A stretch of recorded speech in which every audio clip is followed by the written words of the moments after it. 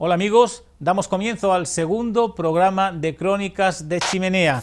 El tema que hoy abordaremos será el mundo de las brujas. Ahí daremos a conocer, justo al lado de la chimenea, nombres y apellidos de tres mujeres que, gracias a la influencia de Satanás, van a nada más y nada menos que robar a determinados bebés para con ellos hacer precisamente esos ritos que el diablo necesitaba para sus fines. Los aquelarres estarán al orden del día y sobre todo ese misterio, ese duende que tiene la brujería y que además, como bien conocéis, los conjuros, los amarres y todo lo que tiene que ver con el mundo de lo maligno estará presente. Entrad conmigo hasta la chimenea y abordemos juntos esta temática donde Satanás y la bruja son los verdaderos protagonistas. Comenzamos este segundo programa con un tema muy potente, el mundo de la brujería y por supuesto las brujas como elemento, ¿no? Como elemento fundamental para poder contar qué fue lo que estas mujeres hacían, ¿no? en su entorno. Y vamos a comenzar con una mujer natural del Casar, un pueblo cercano a Madrid, aunque pertenece a Ciudad Real, llamada Olaya Sobrino. Esta mujer era una auténtica sicaria de bebés en compañía de dos amigas más. Solían salir por las noches, ellas mismas dicen que incluso iban volando hasta las casas de determinadas personas donde sabían que había niños recién nacidos, pero sobre todo donde más acudían eran en el campo, ¿no? Es decir, allí donde los pastores y sobre todo las mujeres de los pastores que habían parido, pues solían tener al pequeño Rorro en su choza, ¿no? Sabían que en un momento determinado las madres pues iban a lavar al pozo o el padre estaba con el rebaño y la criatura pues muchas veces quedaba sola, ¿no? Y una de ellas precisamente se dedicaba a entretener a algún que otro niño mayor que hubiese cerca de la casa y que hubiese quedado al cuidado de ese bebé, y otra entraba sin que se diese cuenta el niño y le robaba a su hermano o hermanita. Se lo llevaban y precisamente era para sacrificarlo delante del diablo. Pero cuando llegaban a ese particular aquelarre que ellas hacían y donde, según cuentan, el propio diablo estaba presente vestido de negro, lo primero que tenían que hacer era presentarle al niño vivo y besarle el culo al diablo. Cuando este beso se había desarrollado, lo siguiente era precisamente asesinar al niño delante del diablo, y cuando lo asesinaban, parte de la sangre del bebé la daban a tomar al príncipe de las tinieblas y otras la ingerían, la bebían ellas mismas. Fueron como 5 o 6 niños los asesinados por Olaya Sobrino y sus sicarias. Pero no solamente se caracterizaban por esta realidad, ¿no? Sino que a veces también algunas mujeres se acercaban hasta ellas para pedirles algún tipo de veneno para envenenar a una determinada persona. Y lo curioso del caso es que las personas que se acercaban hasta ellas solían ser mujeres maltratadas, que querían precisamente deshacerse de su marido. Y esta nada más y nada menos que les decía que, por ejemplo, cogiesen lo que ellas le entregaban. Solía ser amenitafenoide, la seta venenosa, estramonio, cicuta en algunos casos también, pero sobre todo las setas venenosas, que era por lo que más se caracterizaban estas brujas y otras muchas de este país. Sabéis que la amenitafenoide, una vez que se toma, a la semana la persona muere hinchada, ¿no? Inflamada. Bueno, pues le decían precisamente que la bolsita que le entregaba donde la amenitafenoide estaba seca, bueno, pues deberían molerla y echárselas en bebidas negras, es decir, en un café o en vino tinto. Y como precisamente durante el siglo XVI, siglo XVII, XVIII, todo este tipo de elementos iban con impurezas porque no se depuraban como hoy se puede depurar la uva, ni el café, bueno, pues no, tampoco se depuraba como hoy se puede depurar con las determinadas máquinas que existen, ¿no? Pues siempre iban impurezas y podías perfectamente meter ahí la amanita fenoide perfectamente seca. Cuando el marido tomaba ese café, sabía que a la semana, sabía ella, la mujer, que moriría envenenado. La mujer, lógicamente, se había quitado el palizón que de antemano el marido estaba perpetrando contra su cuerpo durante años posiblemente, quedaba tranquila y encima pues acudía a Olaya Sobrino y a sus secuaces para darle las gracias por el trabajo que había hecho. Y como además en estas fechas que estamos indicando no se hacían autopsia a los cadáveres, pues pasaba desapercibida la muerte y nunca se pensaba que la muerte de este hombre, de ese marido, de ese maltratador, hubiese sido bueno, pues perpetuada por la mujer. Por lo tanto, se enterraba el cadáver y no había pasado absolutamente nada. La bruja seguía haciendo su vida normal y la mujer del fallecido exactamente igual o mejor.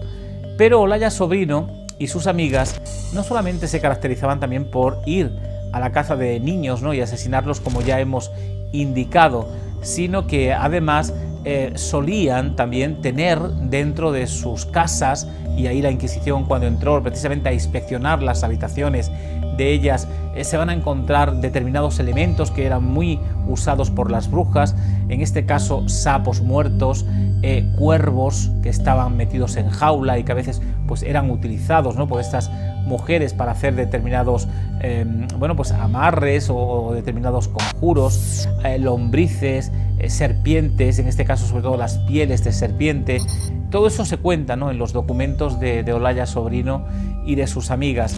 Pero la Inquisición tuvo que entrar a saco contra ella, sobre todo por la criminalidad que estaba desarrollándose. Y vais a ver rápidamente cómo hay una doble vara de medir, es decir, mientras que al mundo de las religiosas o religiosos no se les hacía nada y todo se hacía puertas adentro, a la gente civil, como Olaya Sobrino, se las va a humillar públicamente y además se las va a azotar con 200 azotes por las calles, es decir, 100 en este caso por parte de la Inquisición de Toledo en Toledo y otros 100 en su pueblo, en el Casar, para que sirviese de ejemplo al resto de la población y no cayese en esos mismos errores. Tenemos que decir que en la zona de Castilla no se quemó a ninguna bruja y las únicas brujas que se quemaron fueron aquellas que no soportaron la tortura y bajo tortura fallecieron. Eso sí, toda bruja que fallecía bajo tortura, el cadáver no se lo entregaban a la familia, sino que la Inquisición tenía un cementerio particular donde enterraban a estas mujeres y ahí el día que se iba a celebrar el auto de fe, donde tendría que haber salido Olaya Sobrino viva, pues van a desenterrar el cadáver y le van a hacer precisamente un muñeco de cartón, un pelele al que se le va a colgar el San Benito correspondiente, el capirote y el hábito. El traje que vemos de nazareno en Semana Santa precisamente es un traje de penitente, de penitenciado. Bueno, pues ese era el traje que la Inquisición le ponía a los reos, con la única diferencia de que llevaban en el pecho una cruz roja, la cruz de San Andrés, y otra a la espalda. Pero ese capirote y ese hábito sería el que vestiría a ese muñeco al que en el pecho se le había puesto el nombre de la bruja fallecida y la herejía que había cometido. El pelele subiría al cadalso, se le leería su sentencia, que sería la de ser quemado vivo, porque a la bruja, que había muerto bajo tortura, no le dio tiempo a reconciliarse con la Iglesia Católica y como tal era una hereje en potencia y había que quemarla. Los huesos de la difunta bruja se lanzaban a la hoguera, estuviesen como estuviesen, y tras ellos el pelele, pero eso sí, se le quitaría el San Benito correspondiente, que iría a parar al pueblo de la bruja. Si en este caso era del Casar, pues el San Benito se colgaría en la iglesia, en las paredes de la iglesia del Casar, para perpetuar la infamia de esa bruja y la de todas sus generaciones, con lo cual toda su descendencia ya no podía viajar a Indias, no podía utilizar el color carmesí, que era el color de la hidalguía, no podía utilizar oro ni plata y no podría trabajar en trabajos públicos, eran gente proscrita, ¿no? Y ese San Benito estuvo colgado en las iglesias españolas, en todas las iglesias españolas, porque no hubo pueblo que no tuviese algún hereje que otro. Estuvieron colgados hasta el año 1834, en que quedó abolida precisamente la Inquisición. Pero este es el caso de Olaya Sobrino, con estos matices que hemos dado de aquellas brujas, ¿no?, que morían bajo tortura. Pero no es el único caso de brujería que tenemos para contar en este segundo programa de Crónicas de Chimenea. Nos vamos a centrar también en una niña de 11 años que era natural de Fuenterrabía, llamada Isabel Guijo. Esta chica, bueno, pues también se caracterizó por hacerse amiga de una bruja de Fuenterrabía. La bruja de Fuenterrabía le dijo que si la acompañaba al aquelarre, a ese prado donde el diablo iba a estar sentado a venerarle, que bueno, pues ganaría muchas cosas, ¿no?, que ella misma le iba a conseguir. Lo cierto es que Isabel, la niña de 11 años, va a dejar a su madre a un lado y va a ir con esta segunda bruja, hasta el lugar donde estaba el diablo, que además, según la niña cuenta en el documento, tenía 3 cuernos, y los 3 cuernos los tenía iluminados. Algo curiosísimo, ¿no?, porque siempre el diablo se nos ha presentado con 2 cuernos, pero este en concreto tenía 3.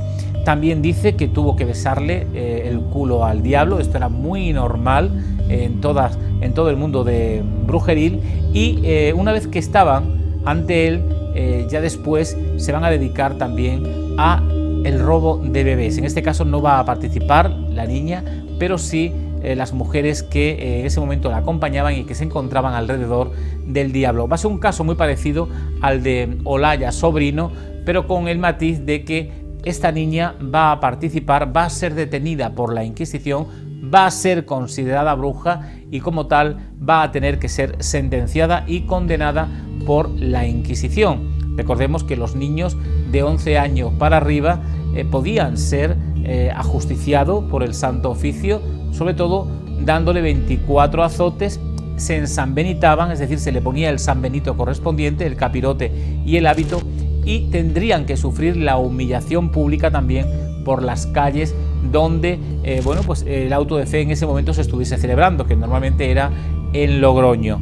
Lo cierto es que a partir de ese escarmiento que se le dio a esta niña, bueno, pues dejó el mundo de la brujería y nunca más volvió a caer en esas realidades que otras mujeres estuvieron viviendo. Pero eso sí, aquellas que le enseñaron todo lo que aprendió con ellas, esas sí fueron quemadas, porque en el norte de España, en el País Vasco, en la zona de Cantabria, la Inquisición de Logroño en concreto, sí quemó a bastantes brujas, precisamente porque se dedicaban a estos menesteres.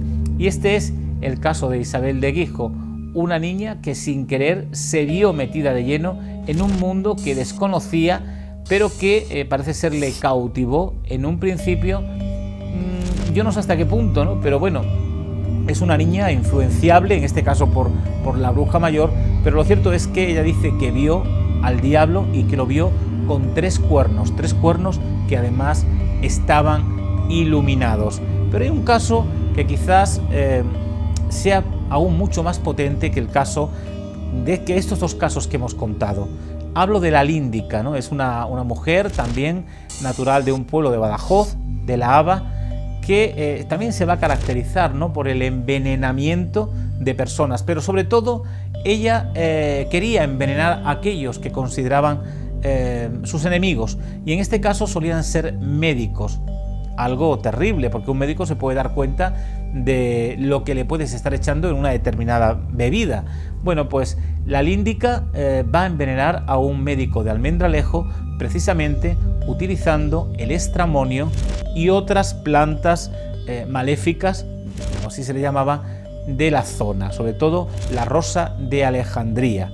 Y la Líndica se va a caracterizar sobre todo porque coleccionaba gatos negros, y los coleccionaba sobre todo para cortarles la cabeza que iba a enterrar en los tiestos de su casa, y además iba a sembrar en dichas macetas habas. Iba a echar 9 habas en cada una de ellas, donde estaba precisamente la cabeza del gato negro, y cuando esas habas germinaran, todas aquellas que salían por la boca del gato o por los ojos del gato serían las habas que ellas tendría que coger moler y entregar a todas aquellas clientas que venían a su casa para intentar, bueno, pues hacer daño a una persona.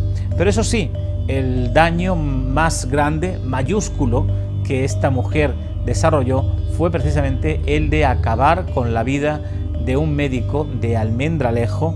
Lo intentó también con otro médico de Montijo, pero este se va a dar cuenta de que lo que está tomando no es una bebida que él perfectamente conocía, sino que hay algo que le da un sabor diferente, y va a ser a partir de ahí cuando la líndica bueno, pues va a ser puesta en evidencia y va a ser denunciada, porque se demuestra de que estaba envenenando a este médico con la famosa rosa de Alejandría. Va a ser detenida, va a ser llevada a las cárceles secretas de la Inquisición de Llerena, y allí, atada a una argolla, esperará a que salga su auto de fe. Al igual que nuestra anterior bruja, va a ser condenada con 200 azotes, 100 por las calles de Llerena y otros 100 por las calles de su pueblo. La Haba sirvió de ejemplo para muchas mujeres de la población que no volvieron a caer en esos errores. Y esta ha sido, por hoy, la historia de la brujería en estas poblaciones que hemos comentado. Un tema, como hemos dicho, potente, donde bueno, pues el enigma, lo insólito, lo diabólico, lo satánico ha estado presente.